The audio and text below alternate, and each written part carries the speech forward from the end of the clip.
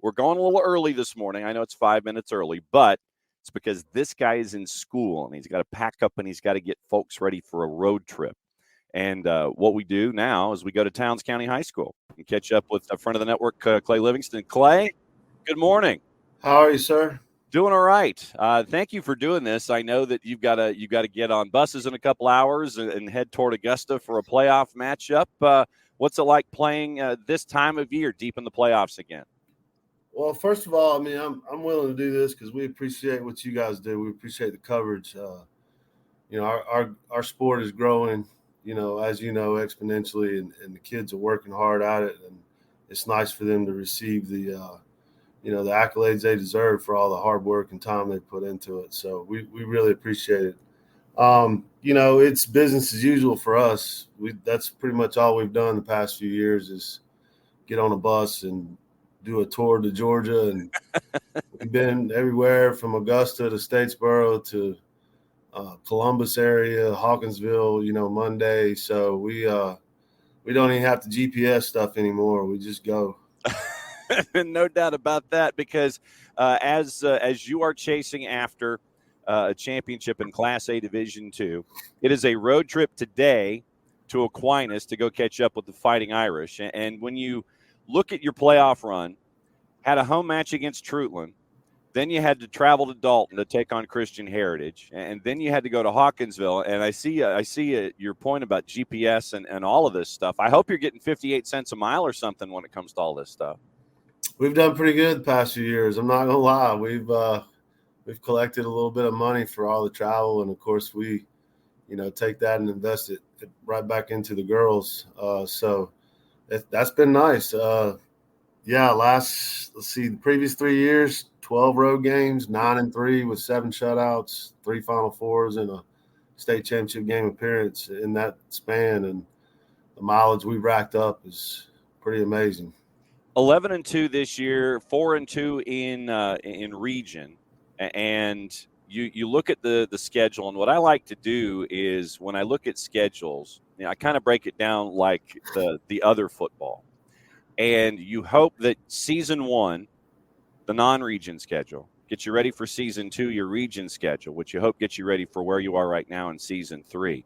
When you look at how season 1 and season 2 came together, how did they get you ready for season 3, you think?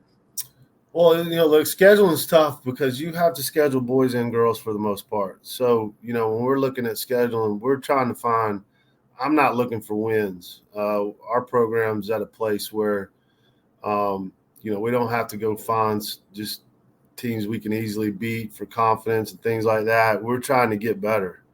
And, again – for us, we have taken into consideration boys and girls. We have taken into consideration travel. Our closest region opponent is 2.5 hours. So when you're scheduling, you want to stay close by, but there's a lot of programs around here that both boys and girls will not get a good match. I'm not looking to win 10-0. I certainly don't want to lose 10-0. I don't feel like either team gets anything out of that. So it's a tough deal. It really is. And we got a new boys coach this year. He's been great, but we had to get used to each other and what each of us are looking for and try to find common ground. And, it is what it is. For someone who hasn't had the chance to see you play this year, when things are going well for your girls team, how would you best describe how things are out there philosophically on offense and defense? Yeah, well, it looks a little different this year. The past 3 years, really, and last year we graduated 4 that were just phenomenal. Phenomenal players. So we're not quite as much a possession team this year. A little more through balls and sending it down.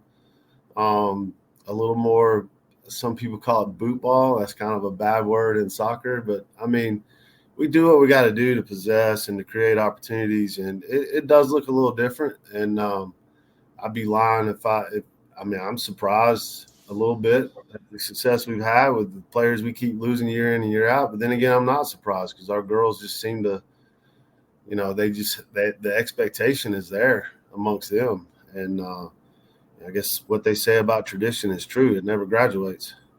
What's it like to have that tradition and for a town like Hiawassee and for Towns County High School to have this tradition build and build and build, where now there is an expectation to make a deep playoff run, to get to that last game of the year? What's it like to have that? Well, it's a blessing, obviously, but it's also, as a coach, especially somebody like me that worries all the time, how do you keep it going? What do I got to do to maintain that level of excellence and expectations? And I've been fortunate as a player and a coach to be a part of some great programs, small part, but a part nonetheless, and try to take those lessons I learned when I was coaching at Carsville with Frank Barden. When I played for Robert Davis at Warner Robins, even college, playing at Carson Newman for Ken Sparks and Mike Turner, you try to take those lessons that you learn from those guys and how they, maintain's kind of a bad word, and especially in the weight room. Like I run our strength program here. Maintain's not a good word. People are like, you're either getting stronger or you're not. You're either getting better or you're not. But to me, it's a relevant word. How do you maintain that level of expectation and excellence? And that's a whole nother discussion. But mostly it's our kids. I think most coaches would agree, when things are going well, we get way too much credit. And when things are going bad, we get way too much blame. Our kids expect to win. They want to win. They put the time and effort in the off season. We don't have club girls, but we provide opportunities. We do 7-on-7 tournaments in the summer. We do some indoor 3v3 in the winter, the girls that aren't playing basketball. So, they put the time and effort in, and they want to go out and basically, for lack of a better way of phrasing it, go get what's theirs. Head coach Clay Livingston, Towns County girls getting ready to hit the road to take on Aquinas later today in Class A D2. So we are, I guess, a little in session, brought to us by our friends at Kaiser Permanente. You mentioned some heavyweights there with Frank Barden and Coach Davis and Warner Robins, Ken Sparks at Carson Newman. What lessons did you learn from them that you've applied to your FUT-BOL coaching career? What lessons are you pulling from them and your time with them? Well, first of all, it's about relationships. I mean, kids and players don't care unless they know you care. I have skin in the game. I have my youngest daughter on this team. I've had all three of my daughters come through this program with me. But all these kids are like my daughters. I mean, it's like a gigantic family. We look out for each other. So that's number one.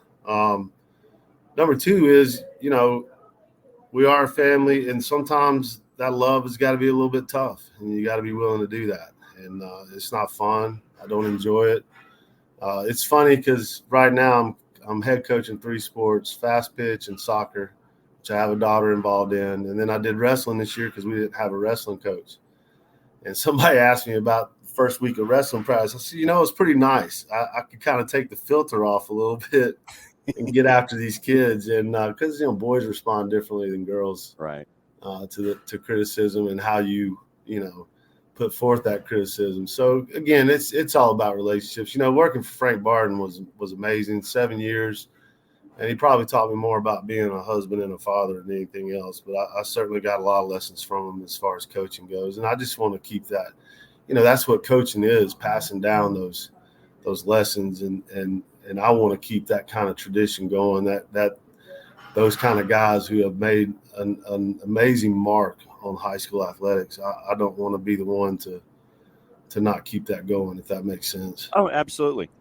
Penalties. When it comes to what happened against Hawkinsville, 100 minutes, nothing's resolved. You go to PKs. How unnerving is that for you? And I guess, what's your philosophy when it comes to penalties? Do you look in players' eyes and sit there and say, okay, I know that this individual's ready. I know that this individual might need to be fifth. When it comes to philosophy and PKs, how do you set that up? Well, it's a pressure cooker. There's no doubt about that. I mean, I don't know. I've been in some big games, as a player and a coach, and I don't know that I've ever been more stressed than that. Last year against LOA in the semifinals, and then this past Monday. So you'll probably get a giggle out of this. I started coaching soccer middle school. I think it was like 7 years ago. They didn't have anybody. Again, my daughters were involved, and I wanted to do whatever I could to help out. And we started doing PKs at the end of practice every day because, honestly, I ran out of stuff to do. I didn't know what I was doing anyway, and I was trying to learn, but I was like, hey, we got 15 minutes left. Let's do some PKs. And I started reading and watching videos and talking to guys. I've been a strength coach for a long time and trained a lot of soccer teams. And so I would call guys from other schools that I worked at. And, one thing I learned, this is just what I feel like. If you look at because even in the weight room, I look at the European model of doing things with sport, and then I look at our model, and it's a lot different. Mm-hmm. Like you go to Europe, you're going to have your more qualified coaches with your less qualified athletes. You take out professional sports and that kind of thing. It's not about money. It's about developing athletes. So I say all that to say this. In Europe, it seems like they spend a lot more time in practice working on finishing and PKs. Whereas in America, it seems like we're working a lot more on touch and possession, a lot of rondos, things like that. And I get it because a lot of those kids in Europe, as soon as they could walk, they started kicking the ball. The touch is already there. Yeah. Does that make sense? Yeah, it does. So for me, I started looking at like we need to spend more time finishing. We may not get a lot of opportunities, and we need to make the most of them.